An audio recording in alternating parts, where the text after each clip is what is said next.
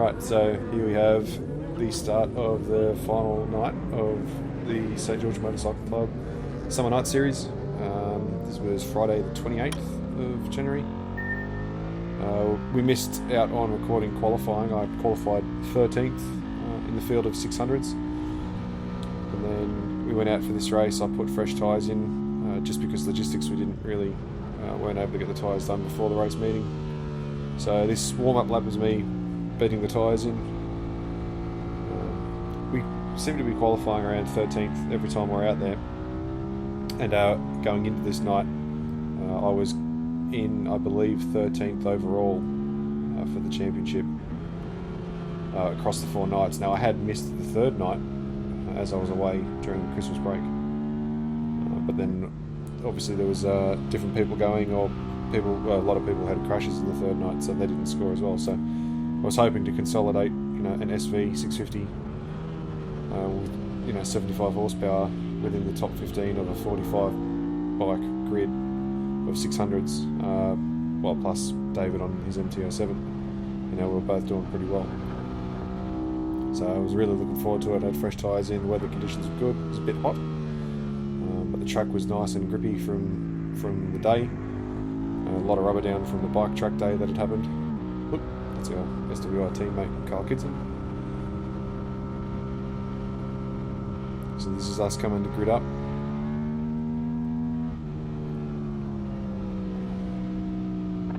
I have a lovely new Jumoto custom racing suit on, which I'd picked up the day before, and I've only cut about 8 laps in it.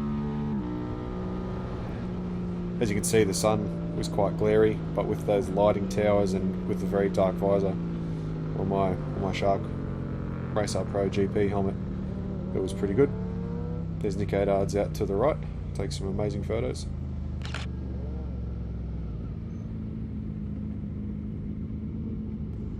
Couldn't remember what position I was in for a minute there. I thought I saw 16 and I thought that sounds about right. I was wrong, it's 13.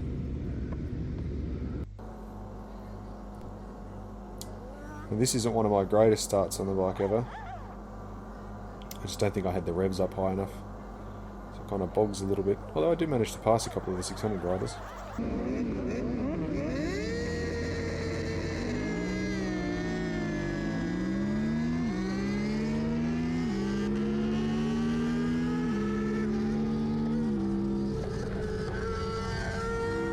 Get a bit tight through turn 1. Try to get on the right line.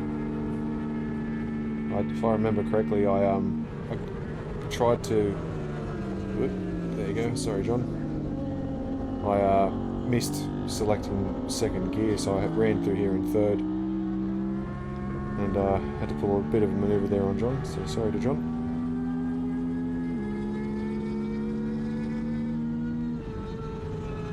This is Romeo, who we've had a couple of good dig dog battles with over the course of the Summer Night Series.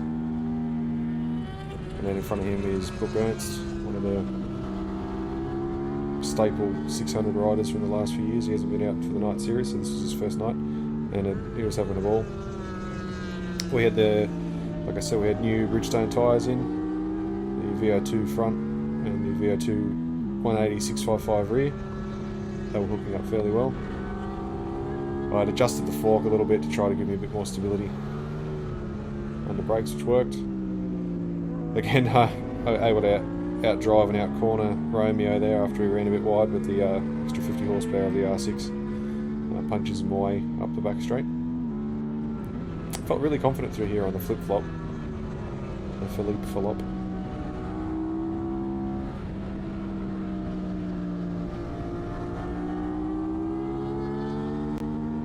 Coming onto the straight here, obviously you can see the huge top speed disparity between the SV and the 600s. I mean, we know that's always the case, but it's still a little annoying. This chap here, I was following him in qualifying, and he did this quite a lot. He was running wide, which he does here, and then this happens.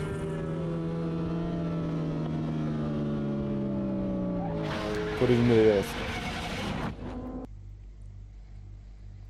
Yeah, so what happened there, I knew he had been running wide in qualifying, like I said.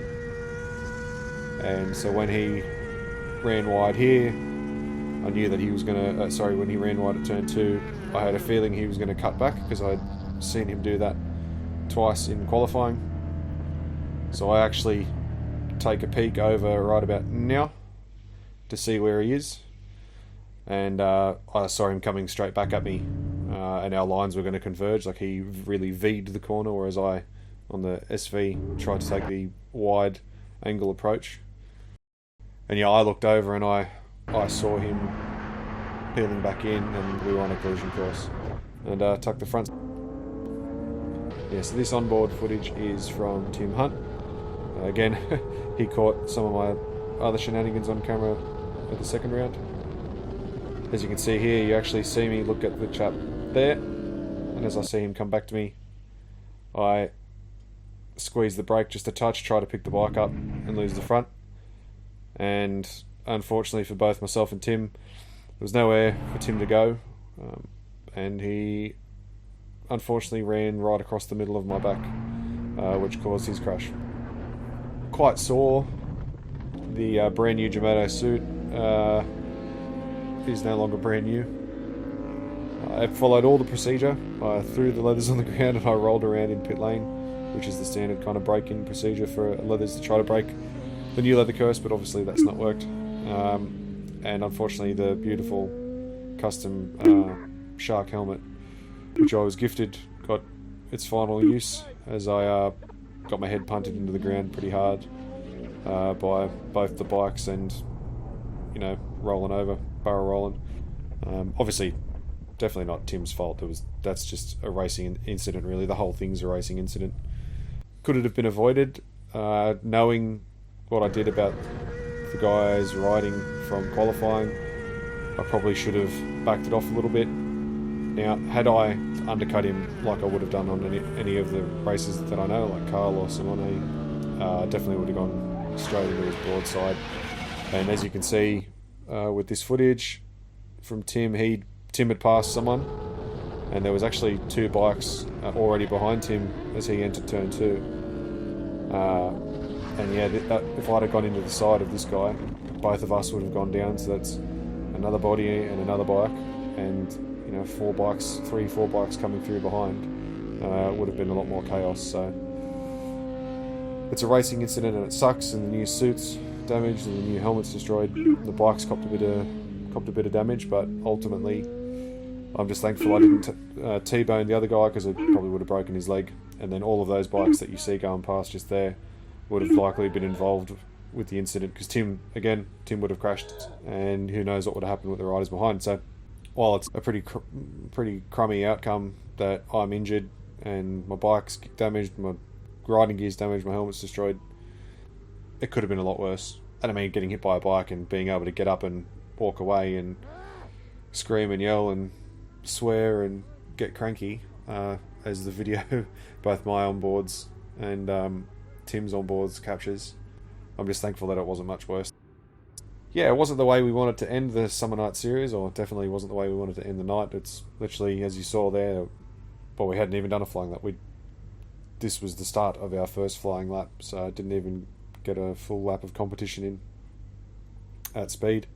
The bike was feeling really good. We did a couple of things and serviced it, and we were having a really good time on the bike in qualifying. To go out and do a 44, pretty much pick up where we left off last time. I was pretty stoked with that.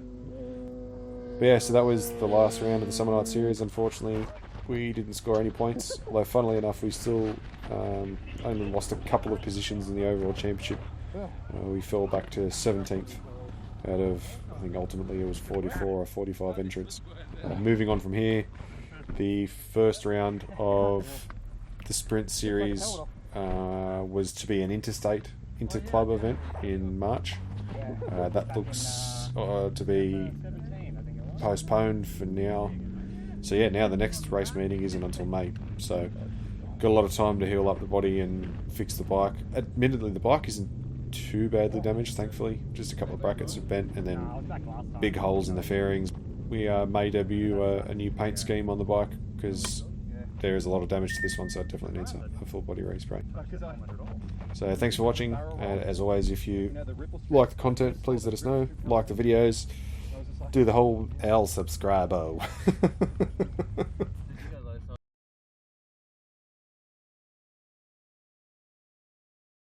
Look, Mum, I'm in the hospital.